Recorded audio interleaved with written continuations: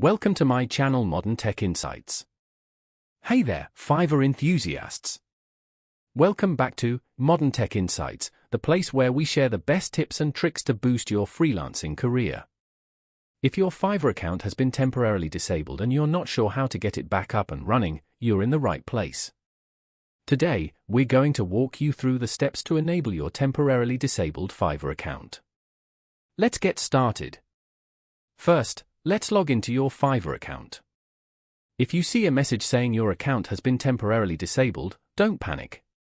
This can happen for various reasons, like violations of Fiverr's terms of service, suspicious activity, or even payment issues. Step 1. Check your email. Fiverr usually sends an email explaining why your account was disabled. Make sure to read it carefully as it will provide you with the necessary information and steps to follow. Look for an email from Fiverr support team. This email will typically outline the reason for the suspension and may include a link or instructions on what to do next. Step 2. Follow the instructions in the email. This might involve verifying your identity, resolving payment issues, or addressing any violations of Fiverr's policies. To resolve the issue, you may need to visit Fiverr's help center or contact their support team directly.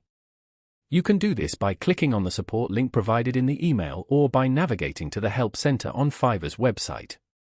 Step 3. If the instructions are not clear or if you need further assistance, don't hesitate to contact Fiverr support. Provide them with all necessary details, including your account information and any relevant screenshots. To contact Fiverr support, go to the Help Center, click on Submit a request, and fill out the form with the required information. Be sure to explain your situation clearly and attach any supporting documents. Step 4. Be patient and follow up. Fiverr support team will review your case and get back to you as soon as possible.